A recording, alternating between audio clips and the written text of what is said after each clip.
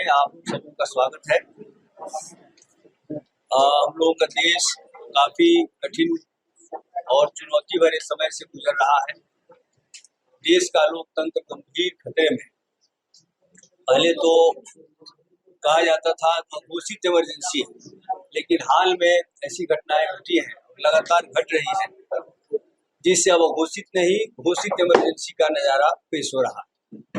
जिस तरह से मुख्यमंत्रियों की गिरफ्तारी हो रही है, जिस तरह कांग्रेस के खाता को फ्रीज कर दिया गया है, अभी मुख्तार अंसारी की जिस तरह से हिरासत में उनकी हत्या की साजिश की बात सामने आ रही है, और हम लोगों ने देखा कि किस तरह से बिहार की सत्ता भाजपा ने हड़प ली और कांग्रेस और राजद के विधायकों को तोड़ने का काम भी किया। और जो विधायक टूट नहीं सके, जिनको खरीदना संभव नहीं हुआ, ऐसे विधायकों को झूठे मुकदमे में फंसाने का खेल भी जारी है। हमारे जो अज्ञाओं के विधायक थे मनोज मंजिल, उनको हत्या के झूठे मुकदमे में फंसा दिया गया है। और आज ही अभी लगता है कि शायद 2 बजे सिवान में भी एक फैसला सुनाया जाना है, जिसमें हमारी पार्टी के जो दोनों विधायक सिवान के हैं, सत्यदेव राम और अमरजीत कुशवाहा, उनको भी झूठे मुकदमे में फंसाया गया है और आज वहाँ एक फैसला आने वाला है। अब देखते हैं वहाँ क्या आता है। तो कुल मिलाकर के पूरा लोकतांत्रिक ढांचा, देश का लोकतंत्र भारी खतरे में है। देश की जो गंगा जमुनी तहजीब थी, उसको रौंदा जा रहा है। सांप्रदायिक तनाव पैदा करना, हर मामले को सांप्रदायिक बनाना, ये खेल जारी है। इसके साथ ही साथ हम लोग ने देखा इस भ्रष्टाचार के खिलाफ बात करके सत्ता में भाजपा आई।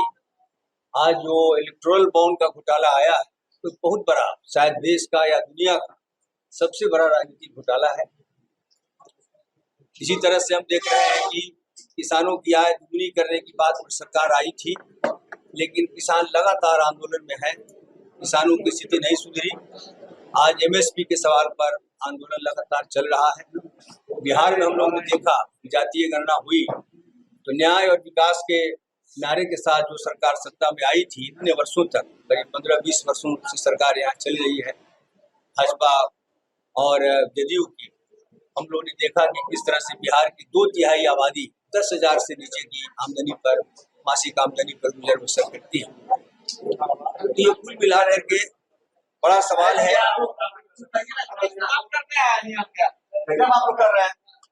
कुल मिलाकर के एक बड़ी चुनौती भरे समय से रोजगार का सवाल सामने है। 2 करोड़ रोजगार का वादा के साथ सरकार आई थी, लेकिन लाखों सीटें खाली हैं केंद्र में, लेकिन उसको भरा नहीं जा रहा है। चाहे वो ग्रामीण रोजगार का सवाल हो या शहरी रोजगार का, रोजगार एक बड़ा सवाल है। महिलाओं पर हिंसा एक से एक घट रही है। बनारस यूनिवर्सिटी में हम लोगों ने देखा किस तरह से IIT छात्रा के साथ बलात्कार की घटना घटी, मणिपुर में हुआ, महिला पहलवानों के साथ हुआ। इसके साथ साथ जो श्रमिक महिलाएं, जो स्कीम वर्कर, उनको मामूली सी राशि पर घटाया जा रहा है। शिक्षा की हालत ऐसी हो गई है, जो नई शिक्षा नीति है उसका जिस ढंग से निजीकरण और संभ्रांतीकरण हो रहा है, तो आगे आने वाले समय में गरीब परिवार के बच्चे उच्च शिक्षा हासिल ही नहीं कर पाएंगे। एक बड़ी चुनौती देश के सामने है, और ऐसे दौर में ये चुनाव हो रहा है। चुनाव के पहले चरण के नामांकन का काम खत्म है, दूसरा चरण में हम लोग आज हैं। चुनाव प्रचार शुरू है, और हम लोग नहीं, जो पहले हम लोग बताए, ऐसे ही प्रमुख मुद्दे हम लोग उतर रहे हैं। और बिहार में खास तौर से जो न्याय का संघार हुआ है, हमारे जो मनोज मंजिल जो विधायक रहे हैं, उनके साथ जो हुआ, और उनके साथ साथ जो कुल 23 लोग आजीवन कारावास की सजा दी गई है, तो ये न्याय का संघार है। बड़े बड़े जनसंहार हुए, उसमें सब बरी है, और झूठे मुकदमे में विधायक को फंसाया जा रहा है। ये सब एक बड़ा, एक लोकतंत्र पर, एक यहाँ की लोकतांत्रिक संरचना पर, ढांचे पर एक बड़ा हमला है। इन सब सवालों के साथ हम लोग भी चुनाव प्रचार में उतरे हुए हैं। आप सबों को पता है कि कल महागठबंधन ने अपने जो दल है, जिसको अब हम लोग इंडिया गठबंधन कहेंगे, तो उसमें सीटों का बंटवारा हो गया है, और हमारी पार्टी को 3 सीटें मिली हैं। आरा, काराकाट और नालंदा। यद्यपि हमारी मांग ज्यादा की थी, लेकिन जो भाजपा के खिलाफ लड़ाई की जरूरत है और जो व्यापक जो विपक्षी दलों की इंडिया गठबंधन की एकता के मद्देनजर हम लोगों ने कई महत्वपूर्ण सीटें छोड़ दी और हम लोग अब 3 सीटों पर हम लोग लड़ेंगे और बिहार में महागठबंधन को बड़ी जीत मिले, भाजपा को बड़ी हार मिले, इसके लिए पूरा गठबंधन मिल करके चुनाव में उतरेगा। इसमें हमारी जो तीनों सीट है उसमें आरा से हम लोग अपने पार्टी के राज्य स्थायी समिति के सदस्य और जो अखिल भारतीय किसान महासभा है उसके राष्ट्रीय सचिव तरारी के 2 बार के विधायक कामरेज सुदामा प्रसाद को आरा लोकसभा क्षेत्र से खड़ा करने का हमारी पार्टी ने फैसला किया। तो का जो लोकसभा क्षेत्र काराकाट है वहां से हमारी पार्टी सदस्य पहले वो पूर्व विधायक थे ओबरा से और जो अखिल भारतीय किसान महासभा है उसके वो राष्ट्रीय महासचिव हैं, उनको हम लोगों ने वहां से खड़ा किया है। और नालंदा से हमारी पार्टी के पालीगंज के विधायक कांग्रेस संदीप सौरभ को हमने वहां से खड़ा किया है। आप सभी जानते हैं कि विगत जो रोजगार के सवाल पर जो आंदोलन हुआ शिक्षकों का, उनमें बड़ी भूमिका थी।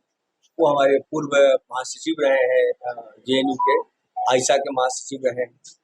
ये 3 लोगों का आपको हम लोगों ने लोकसभा में उतारा है और एक जो सीट उपचुनाव होने जा रहा है उदियाओं विधानसभा क्षेत्र का, वहां से हम लोगों का जो आरवाई है इनकलाबी नौजवान सभा, उसके राज्य सचिव कामरेड शिव प्रकाश रंजन, उनको हम लोगों ने वहां से खड़ा किया है। उस क्षेत्र में जो भी शिक्षा के सवाल पर आंदोलन चले, रोजगार के सवाल पर आंदोलन जो चले हैं उसमें उनकी बड़ी भूमिका रही है। उसी विधानसभा क्षेत्र से वो आते हैं। तो ये हम लोगों का अभी 3 लोकसभा और एक जो विधानसभा उपचुनाव है उसमें कैंडिडेट खड़ा हो रहे हैं।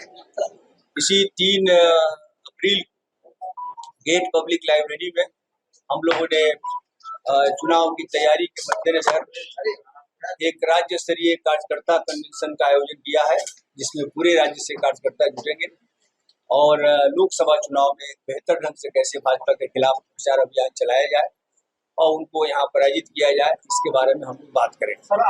एक चीज और, एक पॉइंट और सुन लिया जाए। जैसा कि हम लोगों ने देखा है, पहले भी धनबल बाहुबल के खिलाफ हम लोग जनबल का इस्तेमाल करते रहे हैं।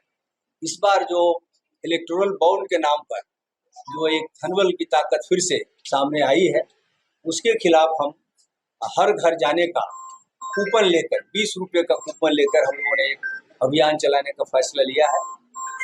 भोजपुर में इसकी शुरुआत हो चुकी है और जल्द ही हम लोग अपने तीनों लोकसभा क्षेत्र और पूरे राज्य में हम भाजपा का जो इलेक्टोरल बॉन्ड की जो ताकत है उसके खिलाफ हर घर जाकर चंदा संग्रह करेंगे।